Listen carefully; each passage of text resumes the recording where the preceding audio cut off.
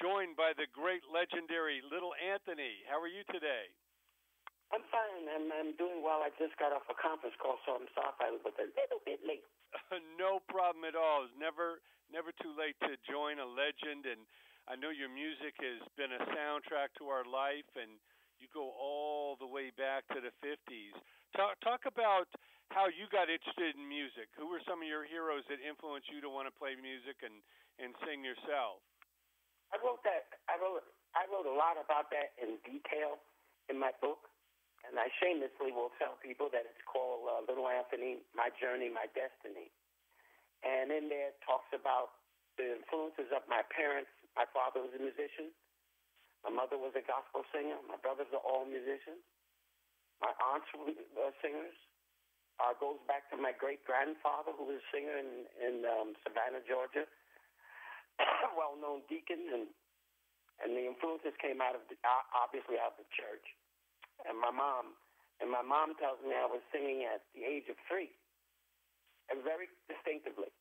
Oh. She said she knew, and she talked to her sisters and said, "Yeah, he sings all the time." And I don't remember.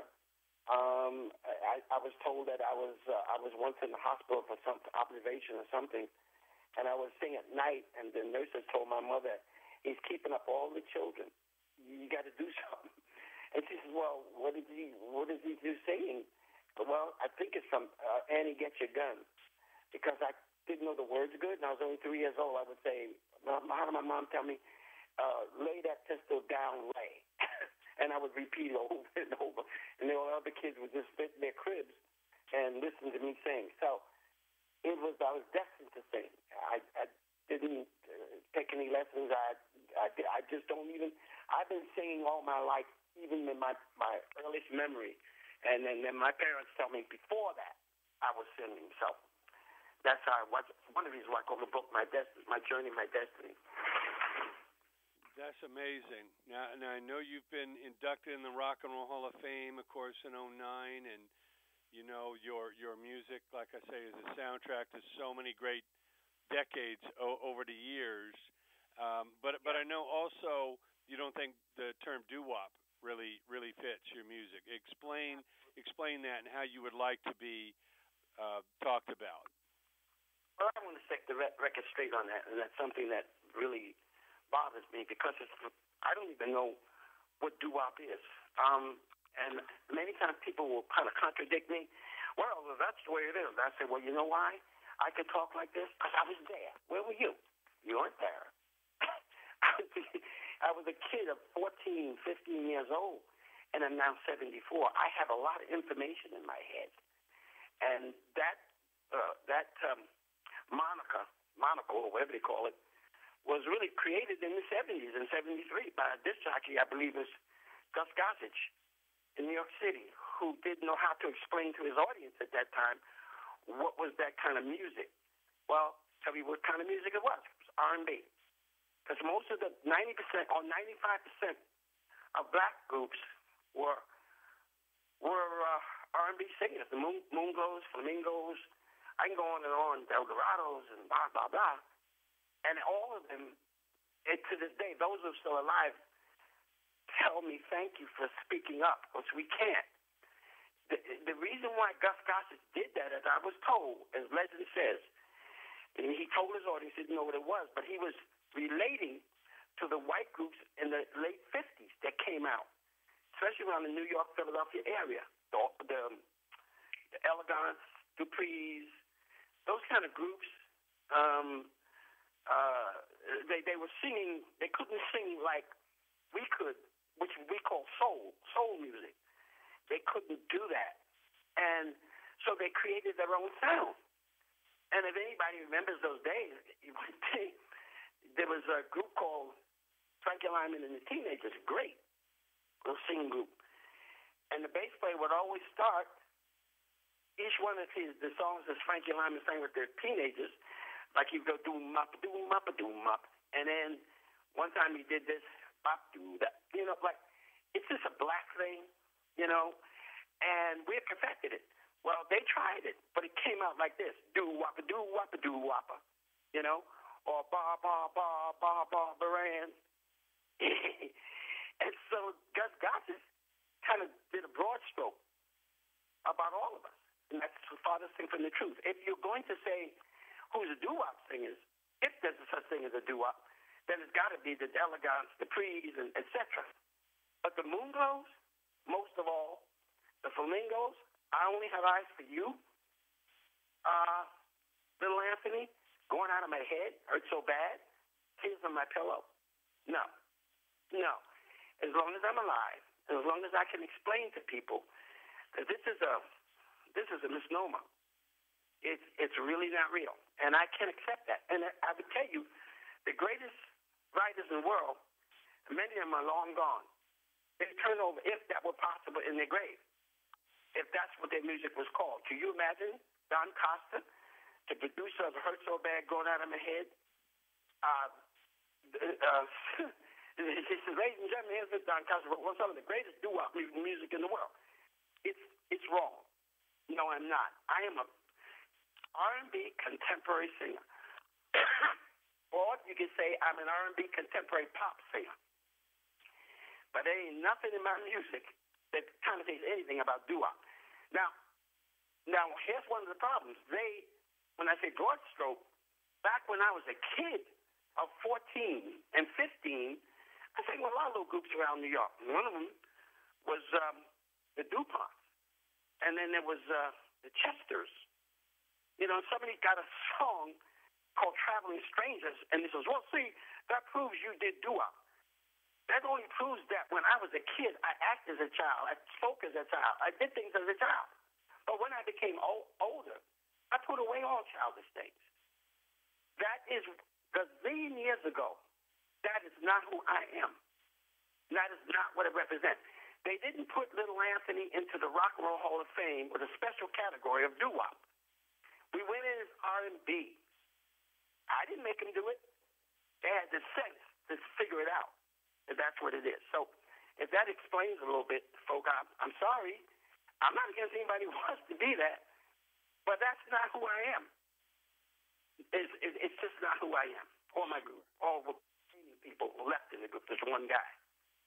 I hope that explains it. Absolutely. The music is so broad you can't put it in a box. And I know the legendary DJ Alan Freed was the first one to call you Little Anthony. Did that immediately stick? Yeah. I didn't like that. I mean, I talked to Stevie Wonder about it. He was Little Stevie Wonder, and he got rid of it. He just really, they marketed it away. They got rid of it. And for years, that's so silly, man. I'm like in my 60s, and I'm little. I could tell the audience I got 9 children, 13 grandchildren, and 5 great-grandchildren. I'm called little. You know, I would joke. And plus the fact that I'm 5'9 and a half, at least I was. Sure. What happened was, legend is, and let me make myself perfectly clear, I embrace that name now. It took me a lot of years to realize, wow, that's cool, you know. But anyway, legend says that Alan Freed was about to play the record. In those days, disc jockeys were the power. A record promoter came in and record, and they came in and they laid the record on him, and he said, "Wow, that girl sure can sing." Oh, that's not a girl, that's a guy. Well, whoa, that's a guy. Well, he must be awfully little. What's his name? I think it's Anthony Gordine, and that's when it was born. Well, it's a legendary voice. You've given us so much great music over the years. Now, I know a few years back you did some shows at the Brooklyn Academy of Music, opening for your friend Paul Simon with Cape Man. Tell us about collaborating with the great Paul Simon. Well, Paul, it's one of the things that a lot of people are not conscious of, that when you're in this business as long as I've been in it, which is 60 years, by the way, you meet a lot. I didn't meet everybody. Well, let's say I probably met more than most people could imagine.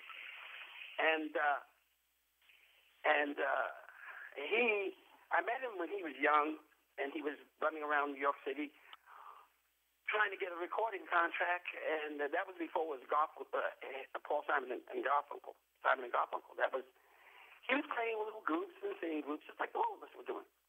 And that's how I met him. And then off and on, as I met many people, and there was this mutual respect over the years of what I did and my music, and what he did with his music.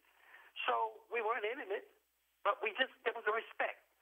Sometimes I'd go to New York, I'd go up to his office and say, hello, what's going on, man? And that kind of went on and on and on.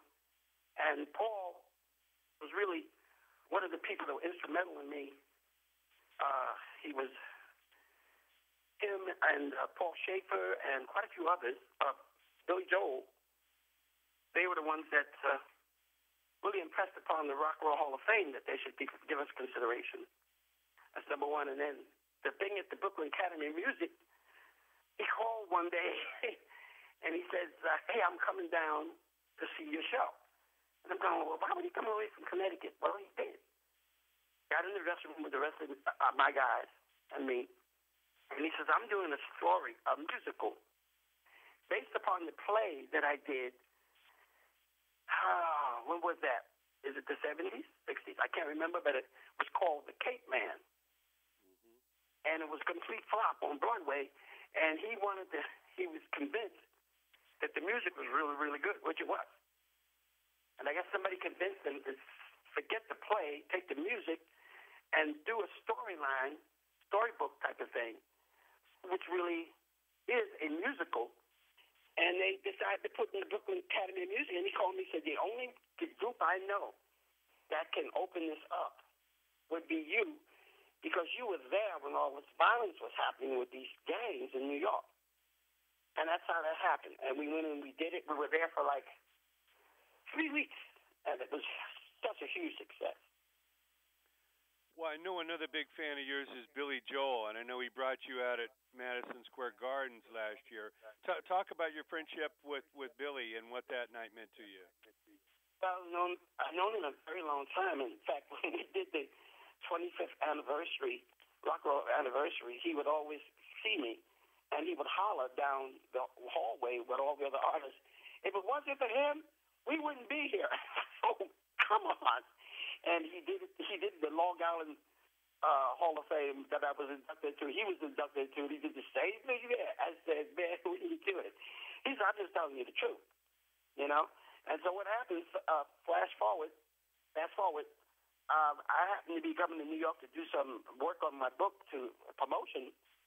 And I guess his manager or something and my publicist are friends. And he asked, oh, guess what? Billy's going to be at Madison Square Garden.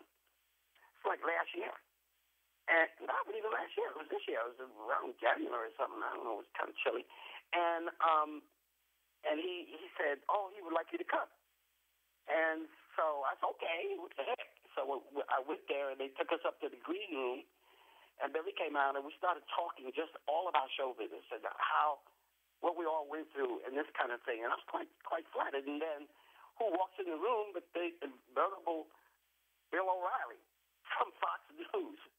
He walks in the room, and then we started talking, and one thing led another. So they led all the celebrity people that were invited out to the arena, which was 22,000 people, by the way, were there. And it was huge. The show was fabulous. And I'm sitting there. I'm not thinking about anything. And he said, ladies and gentlemen, I'd like to introduce my idol. And I'm thinking, you know, your mind runs that way. I said, oh, it must be Bill O'Reilly. They're doing a little joke thing, you know. And he runs the whole thing down, and he goes, you don't remember me? And he plays the song. And then when he finishes it, he turns around, ladies and gentlemen, laughing. And that was the highlight of probably my life. I mean, one of the highlights of my life. And I was just flattered. I couldn't believe it. And to have thousands of people get up and give you a standing ovation was very humbling to me.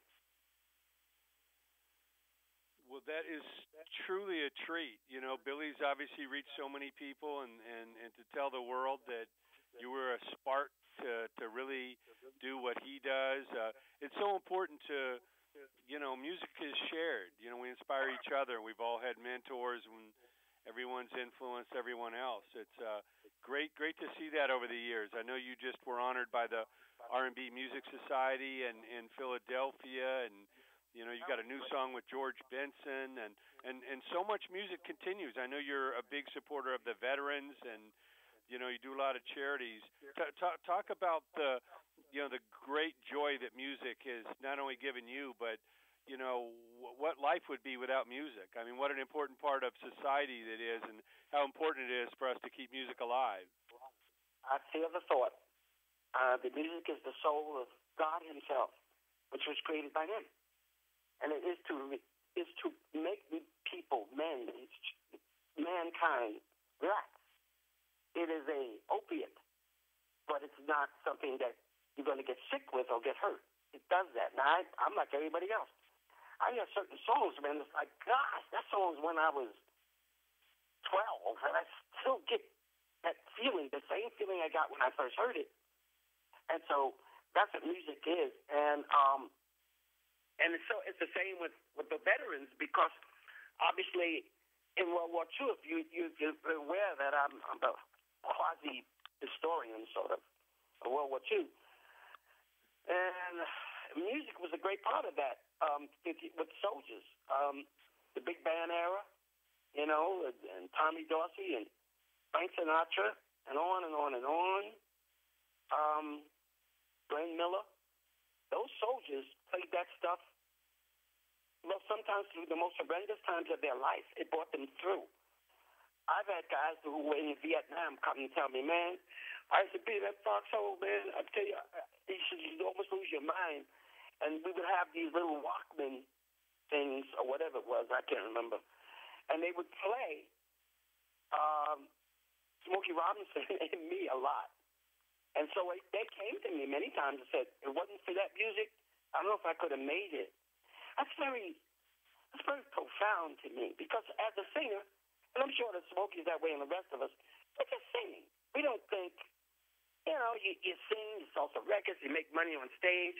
That's what you do. That's your vocation.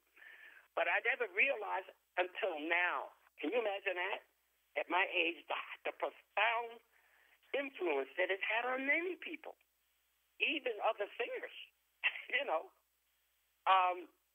it is the voice of God. What music is, and as long as mankind is here, there will be some kind of music.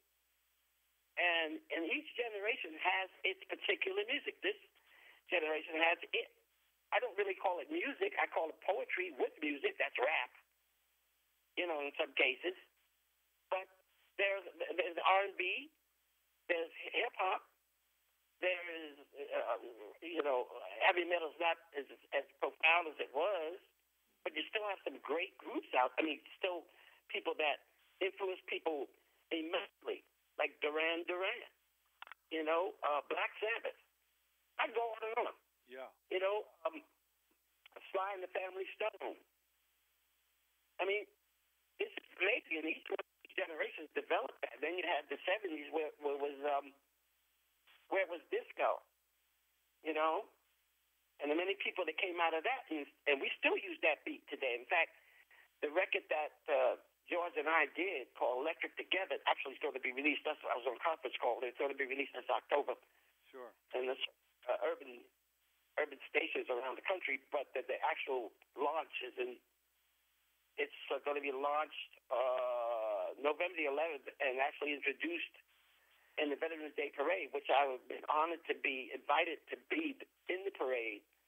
And they have a float that I'm going to be on. It looks like it'll be me and George, and we'll be kind of singing it. If you ever seen a Macy Day Parade, it's that kind of thing. It is the track or whatever it is.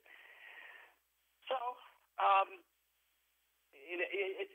it's to me, I tell people, this is the most exciting time to me than there ever was, than even in the beginning. And you must understand, when you get to a certain age or you become a senior citizen, as Tony Bennett is, you ask Tony, and I'm sure he'll answer the same way, what was the most exciting time of his career? He says, now. It's now. Because the fact about the grace of God, you lived this long. Sure. And I must say, many of my contemporaries are gone. They never got this far in age. But they're able to share that with your children, your grandchildren, your loved ones, other significant, your wife, it's just wonderful. And to see my grandchildren dancing or singing songs that I did, and then to hear them, how they respond to the new song, it's a blessing that you can't even comprehend. I hate to ramble on, but as you can tell, it's clever and emotional, a wonderful thing that I'm experiencing right now. Well, we love to give you that love back because, when we hear your music and all the greats, it's given us such a joy. To imagine life without music is impossible. And I know as technology changes, sometimes the creators of music kind of get pushed to the side, with all this new technology. I think it's so important to keep music in school and allow our future generations to enjoy the great love, that we've had. And I know Smokey Robinson inducted you in the Rock and Roll Hall of Fame, and Smokey's still going strong. So you can only imagine not only the joy he feels every night singing his music and feeling those accolades, but to hear the next generations beyond him of, how his music has influenced him like yours has, must be an incredible joy. You can't even put it into words.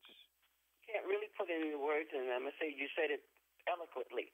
You can't, because I just came the other day, 3 or 4 days ago, from the National Rhythm and Blues Society Foundation, and I was honored in Philadelphia.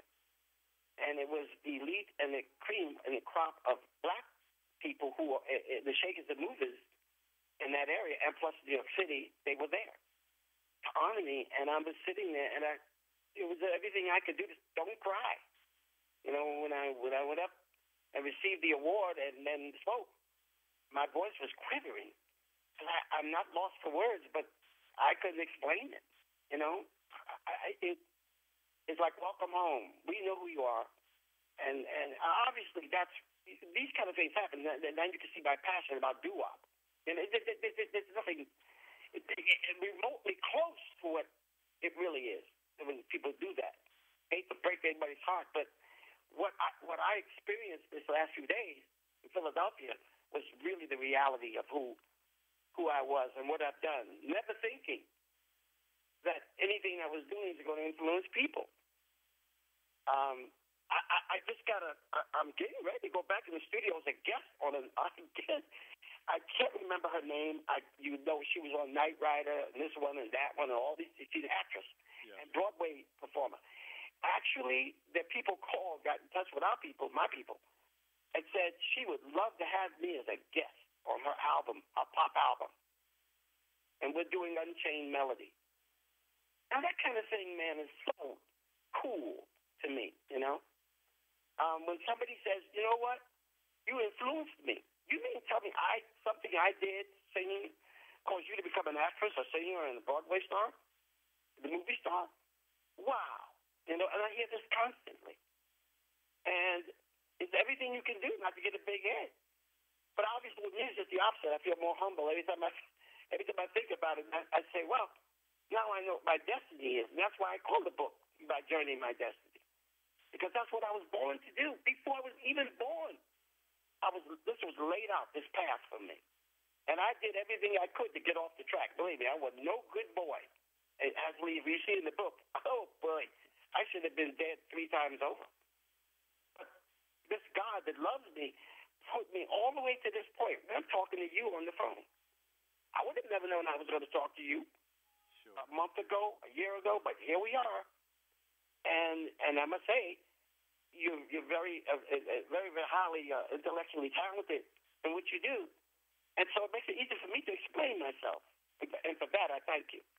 Well, it's our supreme pleasure, and as I know you're, entering almost 60 years in this business. What an incredible, incredible life and catalog and history. And you actually saw, you saw rock and roll be born, with the Dick Clarks and the Alan Freeds and all this. Tell us a little bit about seeing the evolution of this new thing called rock and roll and the fact that it's continuing today. I mean, what was the evolution of watching that? Okay, if you look at history, and I love history, I'm a history buff.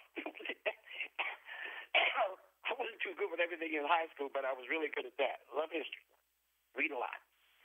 And what happened was, it all began with spiritual music from the blacks in the Delta, Mississippi, and slaves that came and learned in order to have any sense of worth.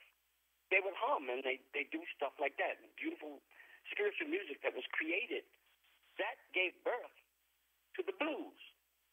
And then the blues gave birth to jazz and ragtime. Then jazz gave birth to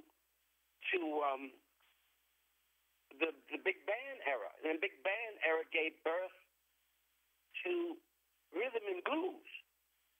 That's like started with well, I would put the ink spots in the big band era. But it started with a group called the Ravens singing this new music, and Sonny Till and the Orioles, no one knew what it was.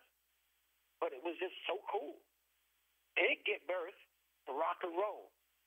Rock and roll gave birth to hip-hop. You see what I'm saying? Sure. That's the chronological lineup of what rock and roll is and what rock and roll gave birth to now. You know? Now you got hip-hop. You got rap. You got this. You got that. Yeah. But those are the things that came from that one era, back when none of us were born, with a bunch of slaves or black plantations that began to hum and just to take the pain off them. It just kept going. That evolved all the way until what we call today still rock and roll, rhythm and blues, but now it's hip hop and other things.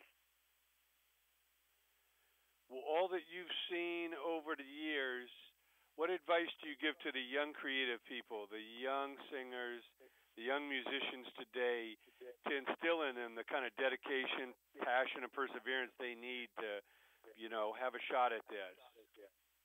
Well, you said the word passion. Many kids think, if I could just get out of the hood, or I could make my life better if I sing or I play basketball. No, that's part of it, but you could be a doctor, lawyer, engineer, so many things, astronaut. You can aspire to be anything. But if you do inspire that, the only thing that can pull you through, because you're going to go through ups and downs like a roller coaster. That's what life is, a roller coaster ride. Passion. You have to say to yourself, I love this so much. Even if I die, I try it. I'll do it. I think my mind doesn't click sometimes. I just want to say some, what was his name? It was a very famous actor, black actor, that said that. Freeman. Yeah. Morgan Freeman? He said that it's called gravitas. Or you have such a passion for something, it draws other people towards you. Yes. And any virtuoso or any opera singer or anybody tell you when they do arios, it's the passion that they do it. Music is that way. Passion also comes in other forms. Football, baseball, doctors, scientists, asking it. It's just you want to do it so bad. And you apply yourself with all you got to that particular thing that you want to achieve. That's what you need, is to have that passion. And so if you're a young person, you already made up your mind. See, I made up my mind when I was 3 years old. I don't want to be a singer. I already knew. Unconsciously, but I knew. That's what it is. When you do your music, you do it because it is something so wonderful to you, and it allows you to be creative in a very high form. That's passion. And usually if you stick with it, something good's going to happen.